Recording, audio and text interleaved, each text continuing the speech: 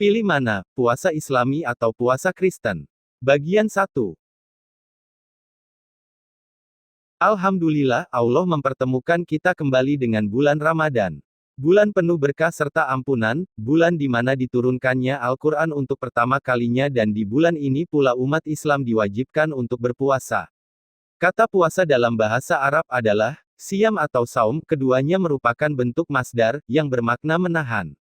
Sedangkan secara istilah fikih berarti menahan diri sepanjang hari dari terbitnya fajar sampai terbenamnya matahari dengan niat tertentu, menahan dari segala sesuatu yang menyebabkan batalnya puasa bagi orang Islam yang berakal, sehat, dan suci dari haid dan nifas bagi seorang muslimah. Puasa di bulan Ramadan adalah satu dari 5 rukun Islam. Karena puasa Ramadan berhubungan dengan rukun iman dalam Islam, maka tidak heran jika masih saja ada orang-orang kafir Kristen pemuja Yesus, yang berupaya untuk membuat sebagian umat Islam ragu dengan ibadah puasa di bulan Ramadan dengan berbagai tulisan-tulisannya. Pertama, kafir Kristen pemuja Yesus menulis, berpuasa diwajibkan kepada muslim seperti yang terdapat dalam surah Al-Baqarah ayat 183, wahai orang-orang yang beriman, telah diwajibkan ke atas kamu berpuasa sebagaimana telah diwajibkan ke atas umat-umat yang sebelum kamu, semoga kamu menjadi orang-orang yang bertakwa. Di sini Muhammad memproyeksikan seolah-olah puasa yang sama juga diwajibkan kepada umat-umat Yahudi dan Nasrani. Namun kita tahu bahwa puasa Islamik dan Kristiani justru berbeda seperti bumi terhadap langit. Dengan perkataan lain, Muhammad itu mendapatkan wahyu yang tidak akurat. Saya jawab, ayat dari surah Al-Baqarah 183 memang sering disalahpahami oleh orang-orang kafir Kristen pemuja Yesus. Kemampuan mereka hanya terbatas kopas ayat-ayat Al-Quran, namun tidak memiliki kemampuan untuk mengerti maknanya. Allah dalam Al-Baqarah ayat 183 menyatakan, wahai orang-orang yang beriman, telah diwajibkan ke atas kamu berpuasa sebagaimana telah diwajibkan ke atas umat-umat yang sebelum kamu, semoga kamu menjadi orang-orang yang bertakwa. Ayat tersebut di atas bukan dimaksudkan bahwa syariat puasa yang diwajibkan kepada umat Islam adalah syariat puasa yang sama dengan umat-umat terdahulu. Bukan itu maksudnya. Kesamaan yang dimaksud pada ayat di atas adalah kesamaan dalam hal diwajibkannya berpuasa. Umat Islam diwajibkan berpuasa di bulan Ramadan, sementara umat terdahulu juga diwajibkan berpuasa di bulan tertentu. Umat Islam dengan umat terdahulu sama-sama diwajibkan berpuasa dengan syariat aturan puasa yang berbeda. Jika umat Islam diwajibkan berpuasa 1 bulan penuh di bulan Ramadan, maka umat Nabi Musa alaihissalam diwajibkan berpuasa selama 1 hari di tanggal 10 di bulan ke-7, sebagaimana ayat Bible sendiri menyatakan. Inilah yang harus menjadi ketetapan untuk selama-lamanya bagi kamu, yakni pada bulan yang ke-7, pada tanggal 10 bulan itu kamu harus merendahkan diri dengan berpuasa dan janganlah kamu melakukan sesuatu pekerjaan, baik orang Israel. Imamat pasal 16 ayat 29. Jadi, tuduhan orang-orang kafir Kristen pemuja Yesus yang menyebut Nabi Muhammad Shallallahu Alaihi Wasallam menerima wahyu yang tidak akurat adalah jelas merupakan penyesatan semata. Kedua, kafir Kristen pemuja Yesus menulis, apa yang disebut puasa dalam Islam sesungguhnya bukan puasa sama sekali, melainkan pemindahan jam makan. Muslim yang berpuasa menggeser jam makan minumnya dari pagi ke petang menjadi petang ke subuh. Sedangkan kualitas dan kuantitas makannya tidak terpengaruh sama sekali.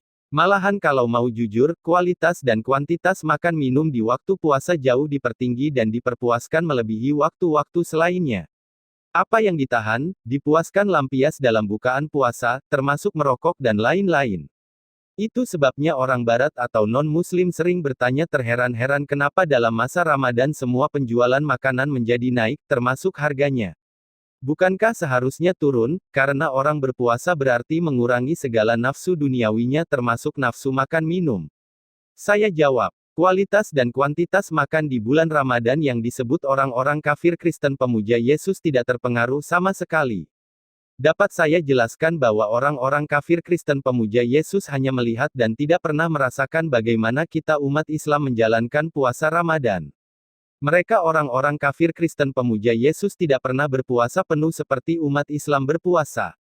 Mereka hanya mengganti menu makanan yang mereka makan, itulah cara mereka berpuasa.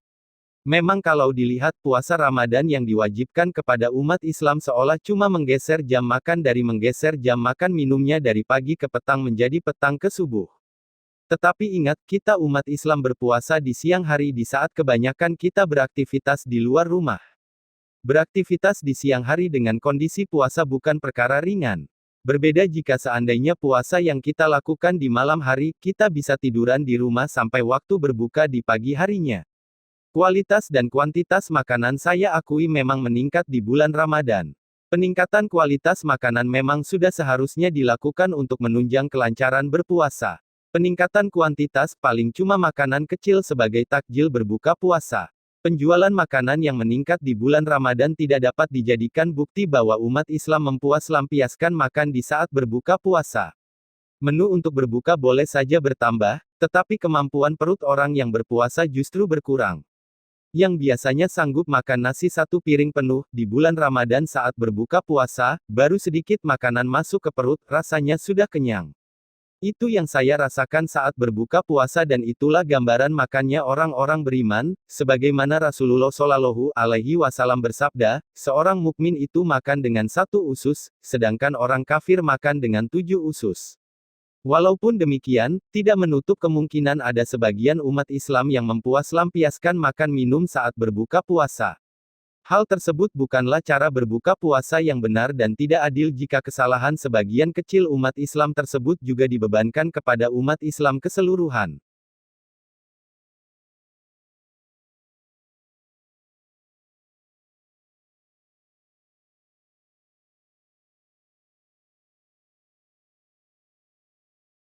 Inna ad-dina 'inda Allahil Islam, wa ma ikhtalafa alladhina utul kitaba illa min ba'di ma ja'ahumul ilmu baghyan bainahum.